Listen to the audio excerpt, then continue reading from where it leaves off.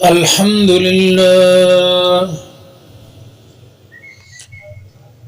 لله نحمده ونستعينه ونستغفره ونؤمن به ونتوكل عليه ونعوذ بالله من شرور أنفسنا ومن سيئات أعمالنا. من يهده الله فلا مضل له ومن يضلله فلا هادي له. وأشهد أن لا إله إلا الله وحده لا شريك له. وأشهد أن سيدنا وسندنا وشفيعنا ومولانا محمدا عبده ورسوله. أما بعد فأعوذ بالله من الشيطان الرجيم. بسم الله الرحمن الرحيم. ما كان محمد أبا أحد من رجالكم ولكن رسول الله وخاتم النبيين وكان الله بكل شيء عليما. وعن أبي هريرة رضي الله عنه قال قال رسول الله صلى الله عليه وسلم لينزلن عيسى بن مريم فيكم إماما ومقسطا وليقتلن الخنزير وليكسرن الصليب وليعرسن عليه المال فلا يقبلنه ثم ليأتين على قبري وليسلمن علي وأردن عليه. صدق الله العظيم وصدق رسوله النبي الكريم ونحن على ذلك لمن الشاهدين والشاكرين والحمد لله رب العالمين. میرے معزز سامعین، واجب الاحترام دوستو بزرگو، میں نے آپ حضرات کے سامنے سورۃ احزاب کی آیات نمبر 46 اور اسی طرح حضور صلی اللہ علیہ وسلم کی ایک حدیث مبارکہ بیان فرمائی۔ آج میرا عنوان ہے ختم نبوت۔ ہمارا نبی صلی اللہ علیہ وسلم ترتیب کے اعتبار سے آخری نبی ہے اور درجے کے اعتبار سے پہلے نبی ہے، یعنی ہمارا نبی صلی اللہ علیہ وسلم اول بھی ہے اور آخر بھی ہے، یا یوں کہا جائے کہ حضور صلی اللہ علیہ وسلم وجود نبوت میں اول ہے اور ظہور نبوت میں آخر ہے۔ لیکن اول ہونے میں تو درجہ ہے، اس لیے کہ حضور صلی اللہ علیہ وسلم کی وجہ سے ہی سب کچھ ملا ہے۔ لیکن آخر ہونے میں کیا درجہ ہے؟ آخر ہونے میں یہ درجہ ہے کہ حضور صلی اللہ علیہ وسلم تمام انبیاء علیہم السلام کے مہمان خصوصی ہے، اور مہمان خصوصی سب سے آخر میں آتے ہیں۔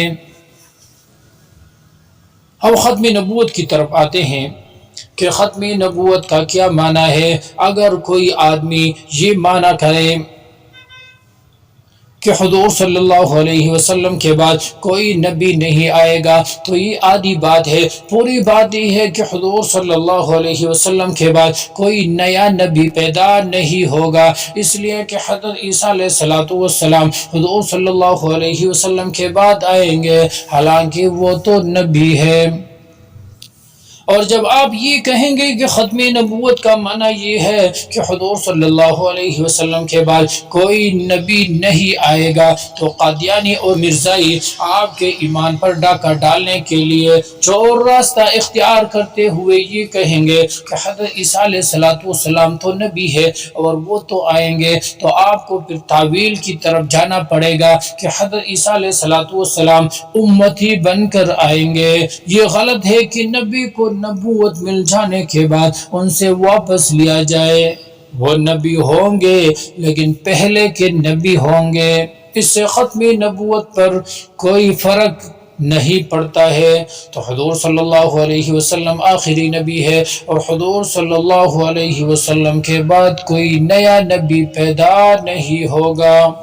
حضرت مولانا محمد امین اکھاڑوی رحمۃ اللہ علیہ جو مناظر اسلام تھے فرمایا کرتے تھے کہ ختمی نبوت کو آسان سمجھایا کرو کہ ختمی نبوت کا ایک مطلب تو یہ ہے کہ حضور صلی اللہ علیہ وسلم کے بعد کوئی نیا نبی پیدا نہیں ہوگا۔ دوسرا مطلب یہ ہے کہ حضور صلی اللہ علیہ وسلم کے بعد کوئی ایسا نبی نہیں آئے گا جس سے انبیاء علیہ السلام کی تعداد میں اضافہ ہو جائے۔ تو جب حضور صلی اللہ علیہ وسلم کے بعد حضرت عیسیٰ علیہ السلام آ جائے تو ان سے انبیاء علیہ السلام کی تعداد میں اضافہ نہیں ہوتا ہے،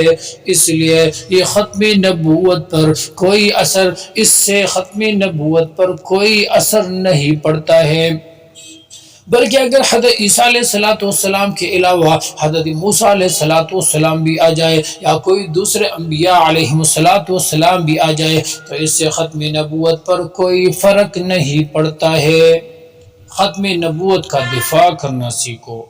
اگر کوئی برزائی یا قادیانی یہ سوال کر لے کہ ہم نماز میں دعا کرتے ہیں کہ اہدنا الصراط المستقیم صراط الذین انعمت علیہم، ہر نماز میں اور اس طرح نماز کی ہر رکعت میں ہم یہ دعا کرتے ہیں کہ اے اللہ اہدنا الصراط المستقیم، کہ اے اللہ سیدھا راستہ دکھا، راستہ ان لوگوں کا جس پر تو نے انعام کیا ہے، یعنی منعوم علیہم لوگوں کا راستہ دکھا۔ اور جب ہم قرآن سے پوچھتے ہیں کہ منعوم علیہم لوگ کون ہے، اے اللہ جس پر تو نے انعام کیا ہے وہ کون لوگ ہیں، تو قرآن مجید جواب دیتے ہیں انعم اللہ علیہم من النبیین والصدیقین والشہداء والصالحین، کہ منعوم علیہم چار قسم کے لوگ ہیں، انبیاء علیہم السلام، صدیقین اور اسی طرح شہداء اور صالحین، یہ چار قسم وہ لوگ ہیں جس پر اللہ تعالیٰ نے انعام کیا ہے۔ تو جو لوگ جس راستے پر چلتا ہے تو اللہ تعالیٰ اس کو وہی درجہ عطا فرماتا ہے۔ اگر کوئی آدمی اللہ تعالیٰ کے راستے میں جہاد کرتا رہے تو اللہ تعالیٰ ان کو شہادت جیسے عظیم درجے سے نوازتا ہے، اللہ تعالیٰ اس کو شہادت عطا فرماتا ہے۔ اور اسی طرح اگر کوئی آدمی سچ بولتا رہے، ہمیشہ سچ بولتا رہے، جھوٹ نہ بولے اور اسی طرح دین پر رہے تو اللہ تعالیٰ ان کو صدیقین میں لکھ دے گا۔ اور اسی طرح کوئی آدمی نیک عمل کرتا رہے اور اس طرح امر بالمعروف نہی عن المنکر کرتا رہے تو اللہ تعالیٰ ان کو صالحین میں سے لکھ دے گا۔ تو سوال یہ ہے کہ جو آدمی نبی کے راستے پر چلے تو وہ نبی کیوں نہیں بنتا ہے؟ ہم جواب دیتے ہیں کہ اگر کوئی آدمی اللہ کے راستے پر یعنی فی سبیل اللہ میں چلتا ہے تو کیا وہ اللہ بن سکتا ہے یا نہیں؟ تو اس کی طرف سے پھر سوال ہوگا کہ اللہ اس لیے نہیں بن سکتا ہے کہ اللہ تعالیٰ نے قرآن مجید میں فرمایا ہے لیس کمثلہ شیء وہو السمیع العلیم، کہ اللہ تعالیٰ کی طرح کوئی چیز بھی نہیں ہو سکتا ہے اور وہ سننے والا اور جاننے والا ہے۔ اور اسی طرح لم یلد ولم یولد ولم یکن لہ کفوا احد، کہ اللہ نہ کسی کا بیٹا ہے اور نہ کسی کا باپ ہے اور اللہ کا کوئی ہمسر نہیں ہے۔ تو اسی وجہ سے کوئی آدمی اللہ کے راستے پر چلتا ہے تو وہ اللہ نہیں بن سکتا ہے۔ تو ان کی طرف سے یہ جواب آیا کہ اللہ اس لیے نہیں بن سکتا ہے کہ اللہ تعالیٰ نے خود ہی فرمایا ہے۔ ہم جواب دیتے ہیں کہ اگر کوئی آدمی نبی کے راستے پر چلے تو وہ نبی اس لیے نہیں بن سکتا ہے کہ اللہ تعالیٰ نے قرآن مجید میں فرمایا ہے وَلَٰكِن رَّسُولَ اللَّهِ وَخَاتَمَ النَّبِيِّينَ، کہ حضور صلی اللہ علیہ وسلم اللہ کے رسول ہے اور خاتم النبیین ہے، یعنی حضور صلی اللہ علیہ وسلم پر نبیوں کا سلسلہ ختم ہو گیا ہے۔ تو جو آدمی اللہ کے راستے پر چل کر اللہ نہیں بن سکتا ہے، اسی طرح آدمی حضور صلی اللہ علیہ وسلم نبیوں کے راستے پر چل کر نبی بھی نہیں بن سکتا ہے۔ امام راغب رحمۃ اللہ علیہ نے مفردات القرآن میں ختم نبوت کا معنی یوں بیان کیا ہے وَخَاتَمَ النَّبُوَّةَ ثُمَّمُهَا بِمَجِيئِهِ، یعنی آپ صلی اللہ علیہ وسلم کو خاتم نبوت اس لیے کہا گیا ہے کہ حضور صلی اللہ علیہ وسلم نے نبوت کو اپنے تشریف لانے سے ختم اور مکمل کر دیا ہے۔ ختم کے دو معنی ہیں، اردو میں بھی ختم کے دو معنی ہیں۔ پہلا معنی یہ ہے کہ اگر کوئی آدمی کہے کہ میرے پاس پیسے ختم ہو گئے، یعنی پہلے تھے اور ابھی نہیں رہے، یعنی ایک چیز کی وجود پہلے تھی اور ابھی نہیں رہی، مطلب یہ ہے کہ حضرت آدم علیہ السلام سے جو نبوت چلی آ رہی تھی حضور صلی اللہ علیہ وسلم پر وہ ختم ہو گئی، اور حضور صلی اللہ علیہ وسلم کے بعد اب کوئی نیا نبی پیدا ہونے والا نہیں ہے، کوئی نیا نبی نہیں آئے گا۔ دوسرا معنی یہ ہے کہ مثلا کوئی آدمی کہے کہ میں نے اپنا کام ختم کر دیا ہے، یعنی میں نے اپنا کام مکمل کامل اور اکمل کر دیا، مطلب یہ ہے کہ نبوت اور رسالت حضور صلی اللہ علیہ وسلم پر ختم ہو گئی، یعنی کامل ہو گئی، مکمل ہو گئی، اکمل ہو گئی اور اتمم ہو گئی ہے۔ تو ختم نبوت کا جو پہلا معنی اور مفہوم ہے کہ حضور صلی اللہ علیہ وسلم پر نبوت ختم ہو گئی ہے۔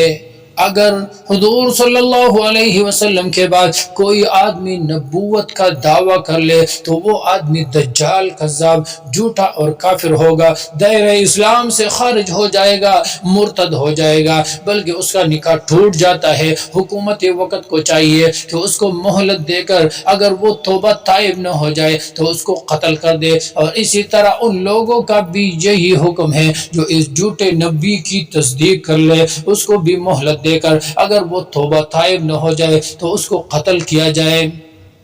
ختم نبوت کے اس معنی کو قانونی حیثیت بھی حاصل ہے، اور اس پہلو پر علماء کے تقاریر اور اس طرح گفتگو اور تصانیف بکثرت موجود ہے۔ تو معلوم ہوا کہ حضور صلی اللہ علیہ وسلم پر رسالت ختم ہو گئی ہے۔ ہمارے پاس دلیل اللہ تعالیٰ قرآن مجید میں سورۃ احزاب آیات نمبر 40 میں فرماتے ہیں ما کان محمد ابا احد من رجالکم ولکن رسول اللہ وخاتم النبیین وکان اللہ بکل شیء علیما، کہ اے مسلمانوں، حضرت محمد مصطفیٰ صلی اللہ علیہ وسلم تم میں سے کسی مرد کے باپ نہیں ہے۔ ہاں، حضور صلی اللہ علیہ وسلم نے جو حضرت زید ابن حارثہ رضی اللہ عنہ کو منہ بولا بیٹا بنایا تھا، متبنہ بنایا تھا، تو منہ بولے بیٹے کی کوئی حقیقت نہیں ہوتی۔ ہاں، حضور صلی اللہ علیہ وسلم کو اللہ تعالیٰ نے بیٹے دیے بھی تھے، لیکن وہ سارے بچپن میں ہی فوت ہو گئے۔ حضور صلی اللہ علیہ وسلم کے آخری دور میں حضرت ماریہ قبطیہ رضی اللہ عنہ کے بطن سے حضرت ابراہیم رضی اللہ عنہ پیدا ہوئے تھے، لیکن وہ بھی بچپن ہی میں فوت ہو گئے۔ تو معلوم ہوا کہ حضور صلی اللہ علیہ وسلم تم میں سے کسی مرد کے باپ نہیں ہے، بلکہ ولاکن رسول اللہ وخاتم النبیین، کہ اللہ تعالیٰ کی رسول ہے اور اسی طرح خاتم النبیین ہے۔ اگر کوئی آدمی نعوذ باللہ نبوت کا جھوٹا دعویٰ کرے اور دوسرا آدمی اس سے نبوت پر دلیل مانگے کہ جب تو نبی ہے تو تیرے پاس دلیل کیا ہے، تو حضرت امام ابو حنیفہ رحمۃ اللہ علیہ فرماتے ہیں یہ جو دلیل مانگنے والا شخص ہے یہ کافر ہو جاتا ہے، اس لیے کہ نبوت کا مسئلہ اتنا واضح اور اتنا صاف اور شفاف ہے کہ اس پر مدعی نبوت سے دلیل مانگنا بھی کفر ہے۔ نبی کی تعریف علماء نے یوں کیا ہے، نبی میں 4 شرطیں ہونی چاہیے۔ پہلا شرط یہ ہے کہ وہ اعلیٰ درجے کا انسان ہو کہ جس سے گناہ نہ ہو جائے۔ دوسری شرط یہ ہے کہ وہ ذو وحی ہو، یعنی اللہ تعالیٰ کی طرف سے اس پر وحی آ جائے۔ تیسرا شرط یہ ہے کہ اللہ تعالیٰ کی طرف سے اس کو واجب الاطاعت کہا جائے، اور چوتھا شرط یہ ہے کہ آدمی معصوم عن الخطا ہو، یعنی اس سے کوئی گناہ سرزد نہ ہو جائے۔ تو یہ 4 نبوت کے صفات ہے۔ اور جس انسان میں یہ صفات پائے جائے تو وہ نبی کہلاتا ہے۔ لیکن اگر کوئی بدبخت آدمی ان 4 صفاتوں کو مرزا غلام احمد قادیانی لعنت اللہ علیہ کے لیے ثابت کر لے، جو جھوٹا مکار اور اسی طرح دجال کذاب کھانا اور کافر ہے، اس کے لیے ثابت کر دے، تو آپ جواب دینا کہ نبی اس اعلیٰ درجے کے انسان کا نام ہے جس نے معراج کی رات بیت المقدس میں ہمارے نبی صلی اللہ علیہ وسلم کے پیچھے نماز پڑھی ہے۔ اور اگر اس پر سوال ہو جائے کہ نبی کی یہ تعریف کس نے کی ہے، تو آپ ہی جواب دینا کہ یہ تعریف کس آیات یا کس حدیث کے خلاف ہے کہ اس پر اعتراض کیا جائے۔ اسی طرح اگر یہ سوال ہو جائے کہ حضرت جبریل علیہ السلام نے بھی بیت المقدس میں معراج کی رات حضور صلی اللہ علیہ وسلم کے پیچھے نماز پڑھی ہے، تو ہم جواب دیتے ہیں کہ حضرت جبریل علیہ السلام تو فرشتہ ہے، اور ہم انسان کی بات کرتے ہیں کہ نبی وہ اعلیٰ درجے کے انسان ہے۔ جبریل تو فرشتہ ہے اور نبی انسان ہوتا ہے۔ پھر ختمی نبوت کی تعریف یہ ہے کہ ختمی نبوت اس امام کا نام ہے جس نے بیت المقدس میں معراج کی رات نبیوں کی امامت کی تھی۔ اسی طرح قادیانی حضرت عیسیٰ علیہ السلام پر بھی سوال کرتے ہیں کہ حضرت عیسیٰ علیہ السلام کے بارے میں مرزائی اور قادیانی کہتے ہیں کہ حضرت عیسیٰ علیہ السلام فوت ہو گئے ہیں، اور کشمیر کے فلاں محلے میں ان کی قبر بھی ہے۔ یہ اس لیے کہتے ہیں کہ مرزا لعین نے مسیح موعود کا دعویٰ کیا تھا کہ میں ہی مسیح موعود ہوں۔ قرآن مجید میں اللہ تعالیٰ سورۃ آل عمران آیات نمبر 55 میں فرماتے ہیں اذ قال اللہ یا عیسیٰ انی متوفیک ورافعک الی۔ یاد کرو وہ وقت جب اللہ تعالیٰ نے حضرت عیسیٰ علیہ السلام سے فرمایا کہ میں تجھے پورا کا پورا لینے والا ہوں اور اٹھانے والا ہوں آپ کو اپنی طرف۔ تو قادیانی سوال کرتے ہیں کہ اللہ تعالیٰ نے حضرت عیسیٰ علیہ السلام کی روح کو اٹھایا تھا، تو ہم جواب دیتے ہیں کہ یہودی جب حضرت عیسیٰ علیہ السلام کے پیچھے آئے تھے تو کیوں آئے تھے؟ وہ بھی تو حضرت عیسیٰ علیہ السلام کو مارنے کے لیے آئے تھے۔ تو اگر اللہ تعالیٰ نے صرف روح اٹھائی ہے تو جو کام یہودیوں نے کرنا تھا تو کیا وہ اللہ تعالیٰ نے کیا؟ نہیں، ایسی بات نہیں ہے، بلکہ یہودیوں کے منہ بند تب ہوں گے کہ اللہ تعالیٰ حضرت عیسیٰ علیہ السلام کو روح مع الجسد اٹھا دے۔ تو اللہ تعالیٰ نے حضرت عیسیٰ علیہ السلام کو روح مع الجسد اٹھایا، اور حضرت عیسیٰ علیہ السلام حضور صلی اللہ علیہ وسلم کے امتی بن کر تشریف لائیں گے، نبی بھی ہوں گے اور امتی بھی ہوں گے۔ اگر کوئی آدمی سوال کر لے کہ ایک آدمی نبی اور امتی کیسے ہو سکتا ہے، تو ہم جواب دیتے ہیں کہ اگر ایک آدمی جو ایک علاقے کا وزیر ہو دوسرے علاقے میں چلا جائے تو اس کی وزارت ختم نہیں ہوتی ہے، بلکہ وہ وزارت کے منصب پر فائز ہوتا ہے، لیکن وہ علاقہ اس کے ماتحت نہیں ہوتا ہے۔ اس لیے حضرت عیسیٰ علیہ السلام بنی اسرائیل کے نبی ہے، جیسے کہ اللہ تعالیٰ سورۃ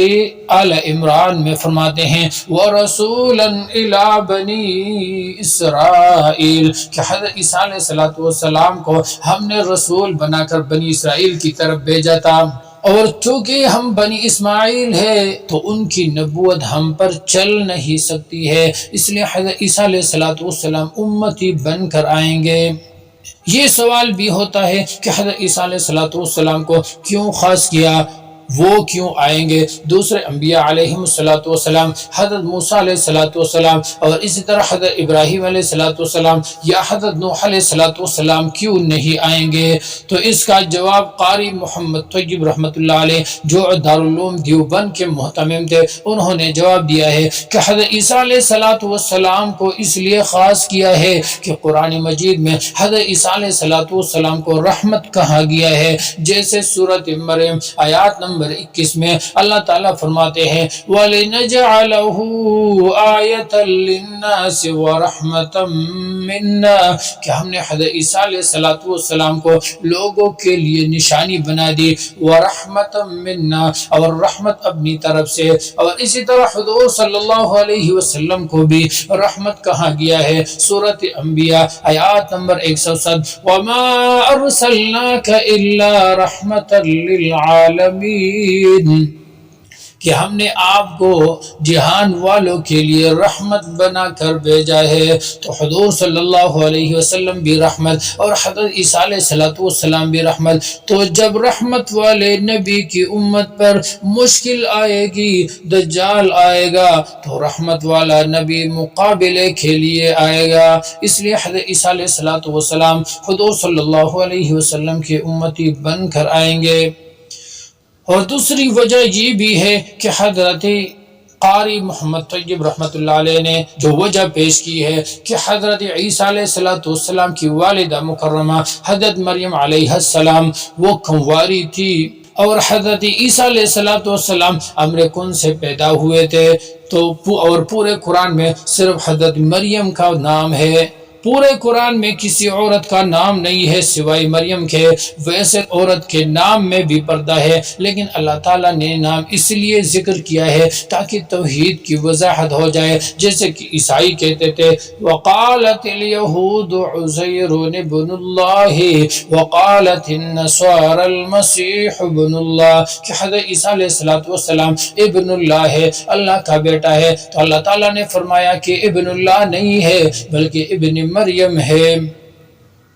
تو حضرت مریم علیہ السلام کا نکاح اللہ تعالیٰ جنت میں کرائیں گے، کس سے؟ حضور صلی اللہ علیہ وسلم سے۔ تو گویا حضور صلی اللہ علیہ وسلم حضرت عیسیٰ علیہ السلام کے بمنزل والد بن گئے، اور جب والد کے دین پر مشکل آئے گی، دجال آئے گا، تو حضرت عیسیٰ علیہ السلام جو بمنزل بیٹا ہے وہ دجال کا مقابلہ کرے گا، جیسے کہ حدیث میں آتا ہے حضور صلی اللہ علیہ وسلم نے فرمایا لَيَنزِلَنَّ عِيسَى ابْنُ مَرْيَمَ فِيكُمْ إِمَامًا وَمُقْسِطًا، کہ حضرت عیسیٰ علیہ السلام قرب قیامت یعنی قیامت کے قریب عادل حاکم بن کر اتریں گے۔ اللہ تعالیٰ نے حضرت عیسیٰ علیہ السلام کو 33 سال کی عمر میں اس دنیا سے روح مع الجسد اٹھایا تھا، اور قیامت کے قریب دو فرشتوں کے کندھوں پر ہاتھ رکھے ہوئے دمشق کی جامع مسجد کے منارے پر اتریں گے، اور مسلمان سیڑھی لگا کر نیچے اتار دیں گے، اور حضرت عیسیٰ علیہ السلام 7 سال تک زندہ رہیں گے، 7 سال میں شادی بھی کریں گے اور بچے بھی ہوں گے۔ حدیث کا دوسرا جملہ کہ وَلَا يَقْتُلَنَّ الْخِنْزِيرَ، خنزیر کو قتل کر دیں گے یعنی یہودیت کو ختم کر دیں گے، اور تیسرا جملہ وَلَا يَكْسِرَنَّ صلیب کو توڑ دیں گے یعنی عیسائیت کو ختم کر دیں گے، اور شریعت محمدی کو جاری اور نافذ کریں گے۔ وَلَا يُعْرَضُنَّ عَلَيْهِ الْمَالُ فَلَا يَقْبَلَنَّهُ، حضرت عیسیٰ علیہ السلام کو مال پیش کیا جائے گا تو حضرت عیسیٰ علیہ السلام اس کے قبول کرنے سے انکار کرے گا، بلکہ اس وقت اتنی پروانی ہوگی کہ کوئی بھی زکوٰۃ، صدقات، خیرات اور اس طرح مال کو قبول نہیں کرے گا، لینے والا کوئی نہیں ہوگا۔ ثم لَيَأْتِيَنَّ عَلَىٰ قَبْرِي وَلَيُسَلِّمَنَّ عَلَيْهِ، پھر حضور صلی اللہ علیہ وسلم نے فرمایا کہ حج و عمرہ کرتے ہوئے میری قبر پر آئیں گے اور سلام کریں گے، وَأَرُدَّنَّ عَلَيْهِ، اور میں اس کے سلام کا جواب دوں گا۔ سوال ہوتا ہے کہ جو بھی حضور صلی اللہ علیہ وسلم کے روزے اطہر پر جاتے ہیں اور وہاں سلام کرتے ہیں تو حضور صلی اللہ علیہ وسلم اس کے سلام کا جواب دیتا ہے، تو پھر حضرت عیسیٰ علیہ السلام کو کیوں خاص کیا کہ میں اس کے سلام کا جواب دوں گا؟ قاری محمد طیب رحمۃ اللہ علیہ جو دارالعلوم دیوبند کے محتمم تھے جواب دیتے ہیں کہ حضور صلی اللہ علیہ وسلم بمنزل باپ کے ہیں، اور حضرت عیسیٰ علیہ السلام بمنزل بیٹے کے ہیں، اور جب بیٹا اچھا کام کرتا ہے ہے تو باپ بآواز بلند استقبال کرتا ہے کہ تو نے بہت اچھا کام کیا ہے، تو نے دجال کو قتل کیا ہے، تو نے میری امت کو ایک فتنہ عظیم سے بچایا ہے، تو سلام کا جواب تو ہر امت ہی کو ملتا ہے، لیکن حضرت عیسیٰ علیہ السلام کو خصوصی جواب ملے گا۔ اسی طرح حضرت عیسیٰ علیہ السلام کی قبر روضہ اطہر میں بنے گی، یعنی روضہ اطہر میں 2 انبیاء اور 2 امتی ہوں گے۔ ایک تو حضرت عیسیٰ علیہ السلام کو دفن کیا جائے گا، دوسرا حضور صلی اللہ علیہ وسلم، اور اسی طرح ابو بکر صدیق اور حضرت عمر فاروق رضی اللہ عنہما۔ حضرت عیسیٰ علیہ السلام کے قبر کی جو جگہ ہے، بہت سے لوگوں نے چاہا کہ اس میں دفن ہو جائے، لیکن دفن نہ ہو سکے، جیسے کہ حضرت حسن رضی اللہ عنہ نے حضرت عائشہ رضی اللہ عنہ سے اجازت بھی لی تھی، لیکن کچھ لوگوں کی مخالفت کی وجہ سے حضرت حسن رضی اللہ عنہ کو وہاں پر دفن نہیں کیا جا سکا۔ اسی طرح حضرت عبد الرحمن بن عوف رضی اللہ عنہ کی تدفین کے لیے حضرت عائشہ رضی اللہ عنہ راضی بھی ہو گئی تھی، مگر ان کی قبر بھی وہاں پر نہ بن سکے۔ حضرت عائشہ رضی اللہ عنہ فرماتی ہیں کہ مجھے وہاں پر دفن کیا جائے، میری قبر وہاں پر ہو جائے، لیکن میں نے اپنا ارادہ تبدیل کر کے فرمایا کہ مجھے میری سوکنوں کے قریب جنت البقیع میں دفن کیا جائے۔ اس سے معلوم ہوا کہ وہ جو خالی جگہ جو کسی کو نصیب نہ ہو سکی، اس کے پیچھے قدرت کی یہ حکمت و مصلحت تھی کہ وہاں پر حضرت عیسیٰ علیہ السلام کی قبر بنے گی۔ اقول قولی هذا واستغفر اللہ لی ولکم۔